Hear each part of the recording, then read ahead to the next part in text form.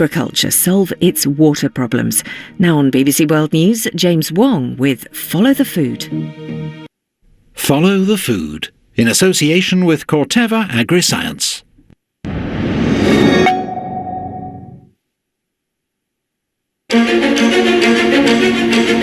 Modern agriculture has given us the safest, the most affordable, and the most plentiful food supply in the history of our species. But with our global population growing at current rates, it's been estimated that we will have to produce more food in the next 30 years than we have in the entire history of humanity. The biggest threats to face our species are things like climate change, biodiversity loss, and soil loss. But there is one group of people who can save us from that future: farmers. So I'm on a journey into the future of our food. Oh, miracle! Amazing! To witness for myself what the best and brightest minds are doing. Everybody wants a fix. Well, the fix is nature itself. To avert the imminent food security crisis. We need to start to think now in order to solve the problem that we'll have in the future. I'll question received wisdom. Why not just get rid of the cows? And interrogate how our food supply chains can respond to unparalleled events like the COVID-19 pandemic. Technology is going to have an extraordinarily large part to play in the food chain, and I'm really excited about it. Wow, look at this. So here's what I want to know. If we could radically rethink how we treat our land, what we grow, and how we produce it, if we could not just change our food system, but our whole planet for the better.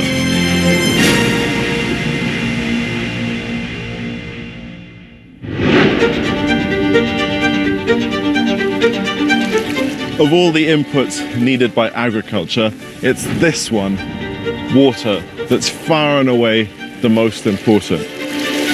But farmers' relationship with this precious resource is becoming increasingly complicated, and that's largely down to the effects of climate change.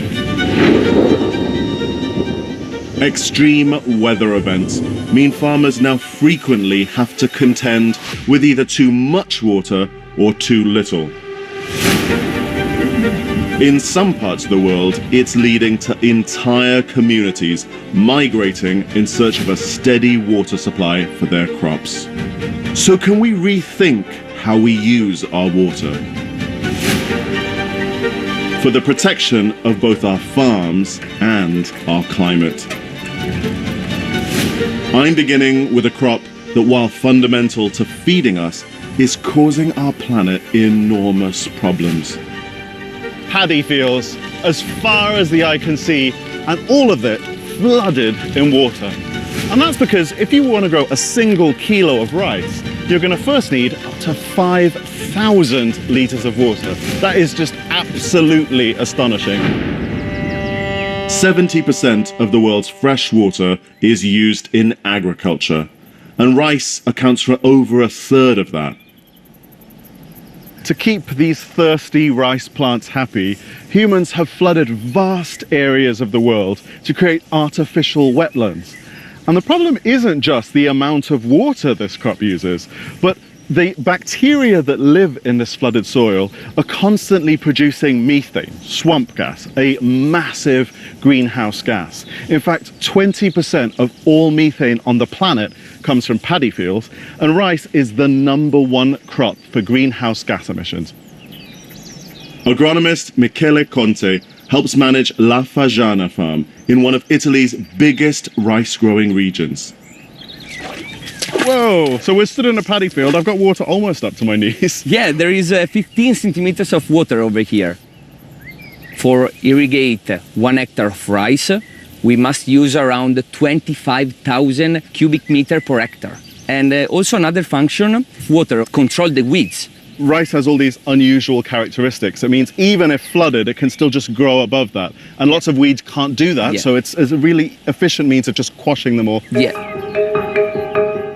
For decades, these fields have been flooded using water from a local river transported via a network of canals. But now they've decided to trial a dramatically different system. Now I want to show you the new technique that we are using in order to grow rice. Okay.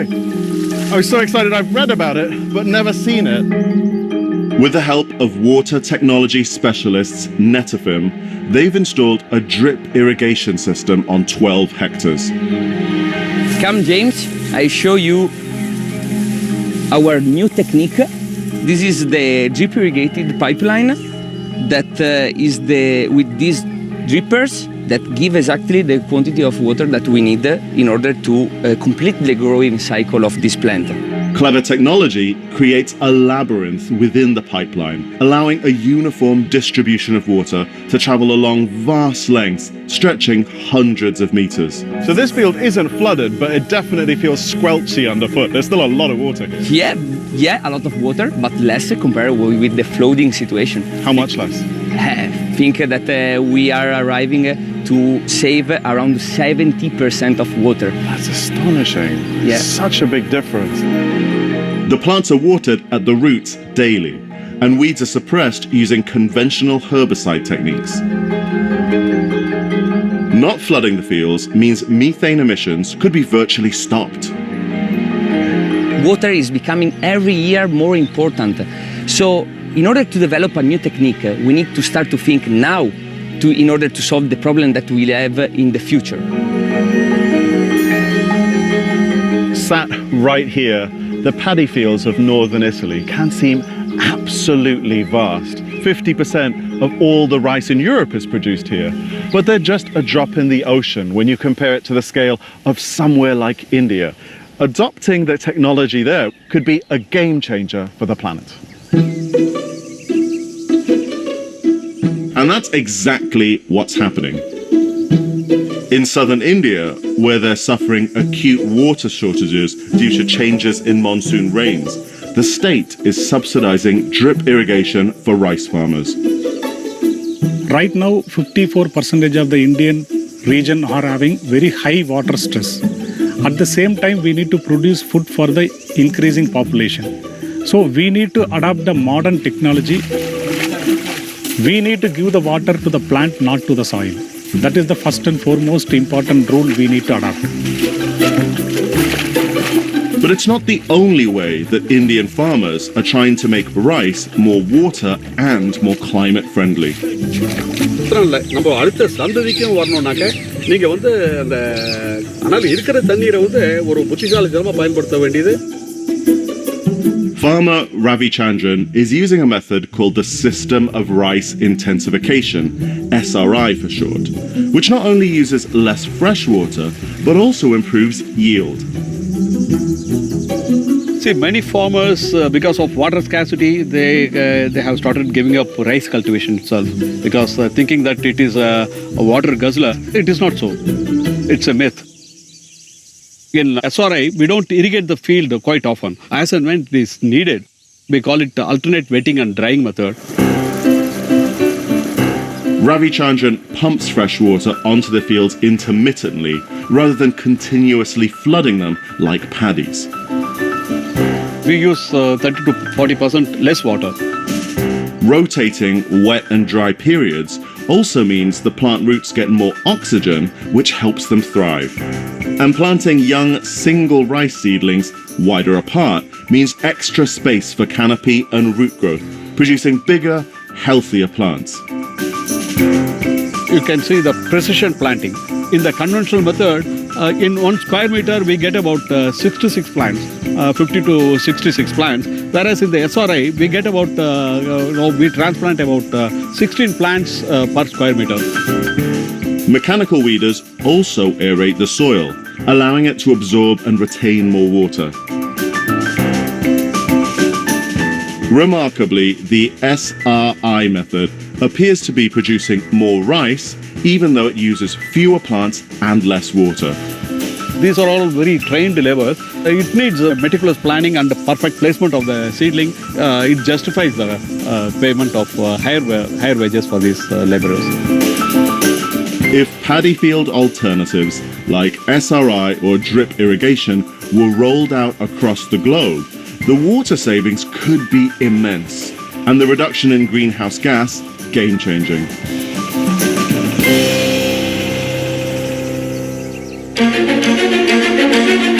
But it's far from the only water challenge threatening our food security. I've been farming here for 40 years and have seen our groundwater level drop about 1 foot per year. So what else can farmers do to turn the tide?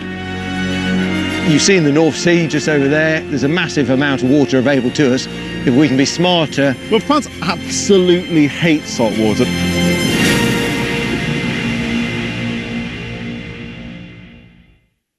Follow the Food, in association with Corteva Agriscience.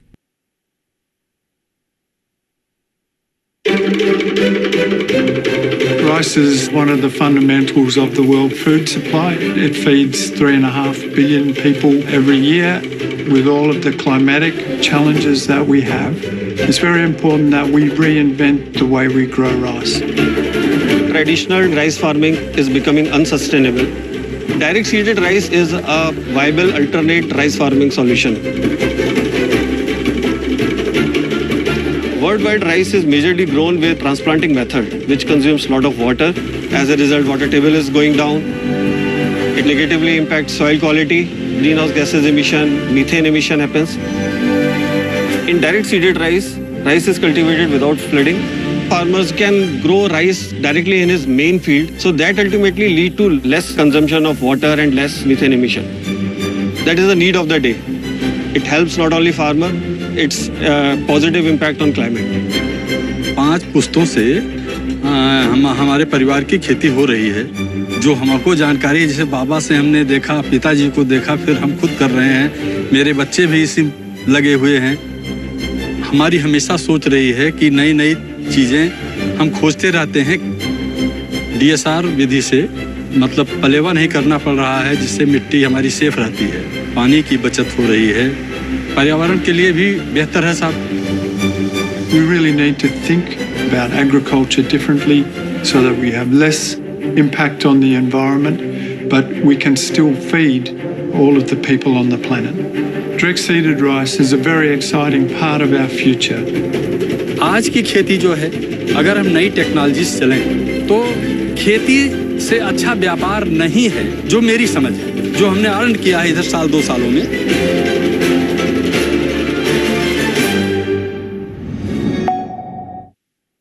Follow every slam dunk from the NBA on the BBC website and app. Keep up to date with the latest basketball news and results, plus features with the game's biggest stars. Go online or download the app now. Follow the Food, in association with Corteva Agriscience. Growing our food requires lots of fresh water. But climate change is making this vital resource increasingly unpredictable.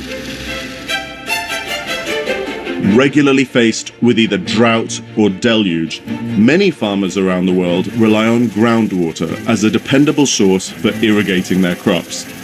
However, our growing population means that demand is outstripping supply. But could there be a way for farmers to recharge these vital water resources and prevent the world's wells from running dry? Don, can you hear me? Yes. Can you hear me okay? I can hear you fine. Don Cameron is a farm manager in California's Central Valley,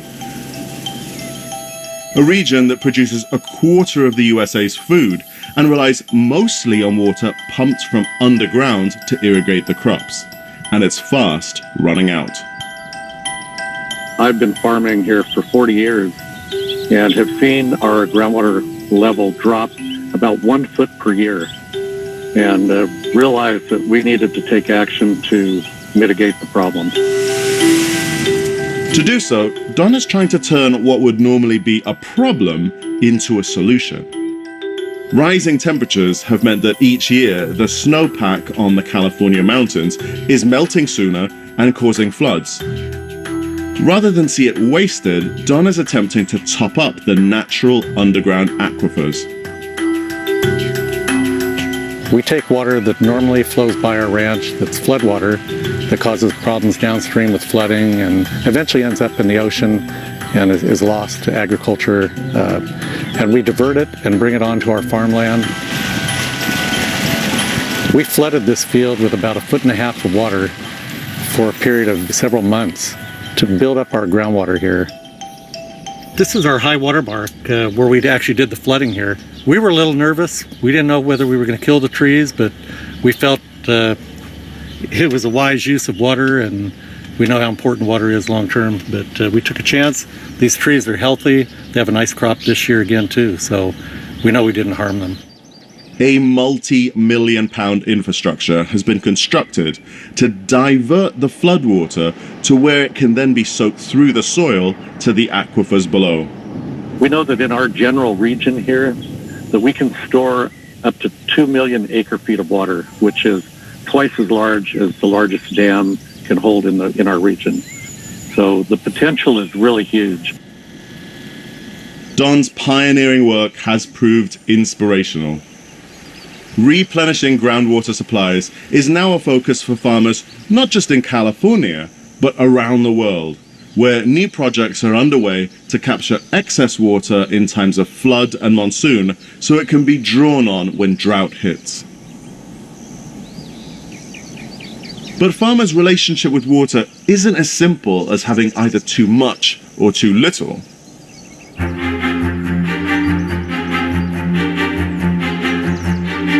Drought and rising sea levels is causing more and more land to become saline or salty, and that's a threat to our global food security.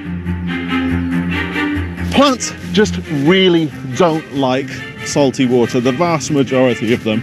And that's because plants are basically made up of cells that are big water balloons, absolutely packed full of hydration. And when there's a saltier layer on the outside, it basically sucks them dry, causing their cells to collapse.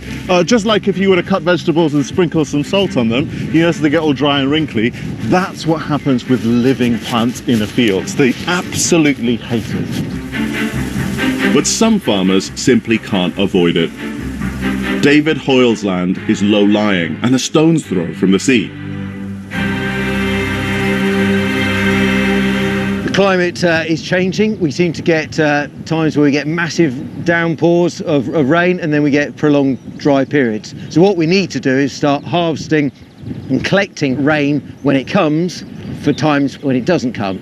We're below sea level, so a lot of our ditch water is actually quite saline.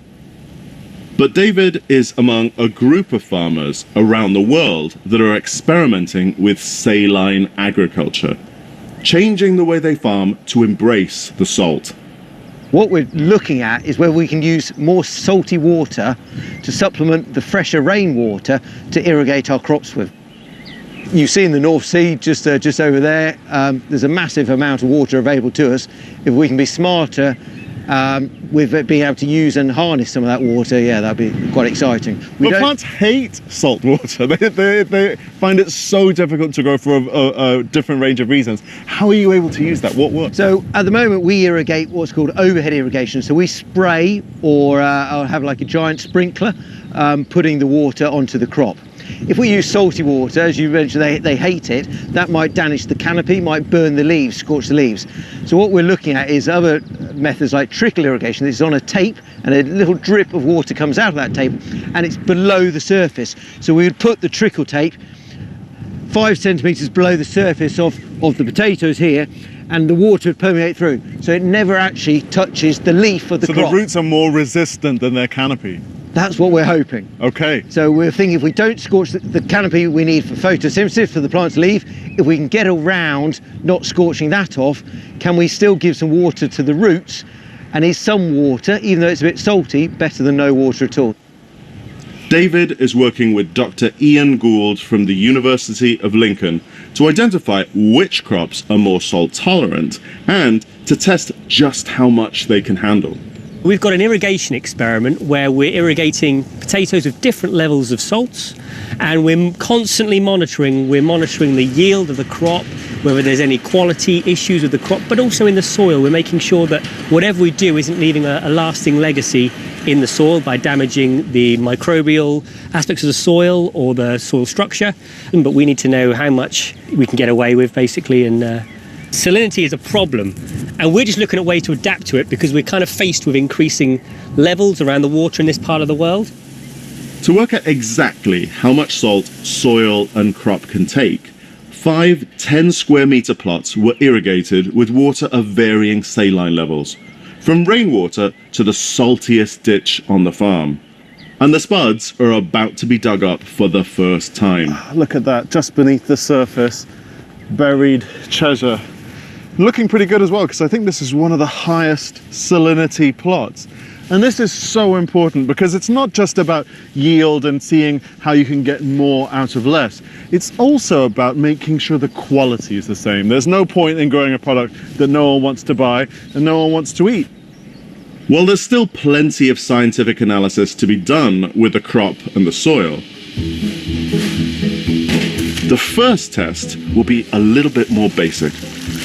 So let me just get this clear. Neither of you has ever tasted the potatoes as part of this experiment. No, not yet. Cutting edge chip-related science. That's my favorite type of science. I'm gonna go for the lowest salt, see if I can get a baseline. Yeah, that was no salt. Yep, very good. I'll take a tray of those any day. And going in. So that is the 4,000, so that's the saltiest water we've put on it. If you weren't to have told me, I wouldn't have noticed the difference. No. We're going to go back and get the whole results before we make too many assumptions. Okay, you do your stats, I'll eat the chips. That's a good deal. Good deal.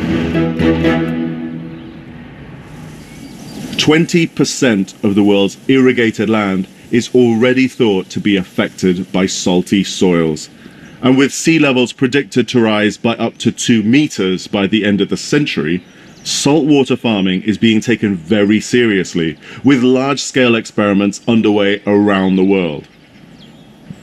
But what more could be done in areas that have little or no water at all?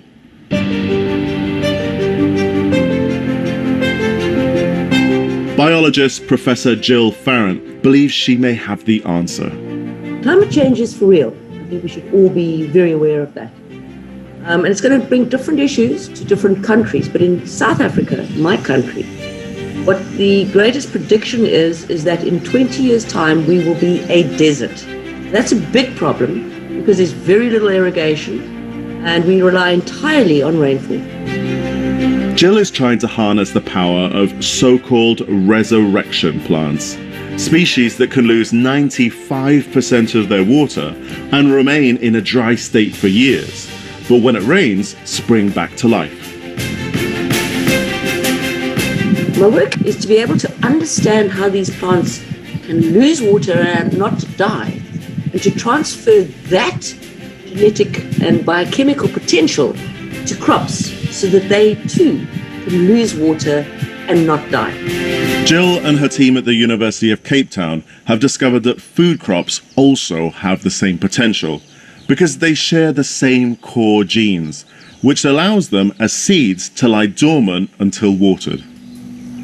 So now that we understand that every crop has these genes in the genome, the gene editing technique is going to be used to switch them on in leaves and roots under drought conditions when normally those genes would be silenced. Wheat, rice and maize are up there as providing 75% of all food calories for everyone in the world. And sadly, all of those crops have been bred for food yield, compromising their stress ability. Because of our study on resurrection plants, what we're going to do with gene editing is to try and mimic that in a crop. If we don't make changes now, we're not going to be okay in 20 years' time.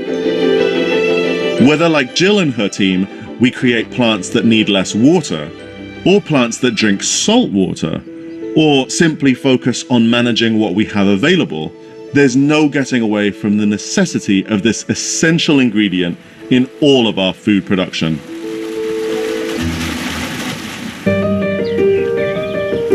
Figuring out how to channel water to quench the thirst of the crops that we rely on is one of the earliest questions to face humanity.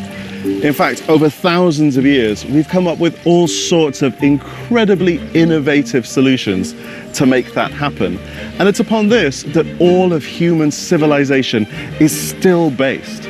But in the next chapter of our planet's climate, we're going to have to really kick it up a notch, getting the maximum amount of productivity out of every drop. And the clock is ticking.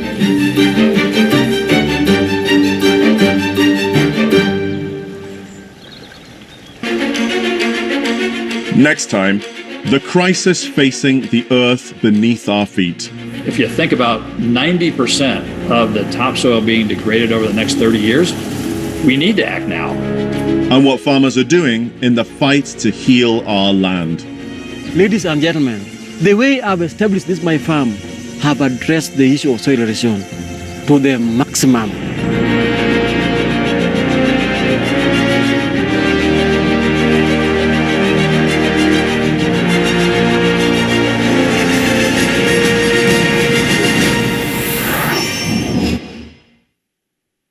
Follow the Food, in association with Corteva Agriscience.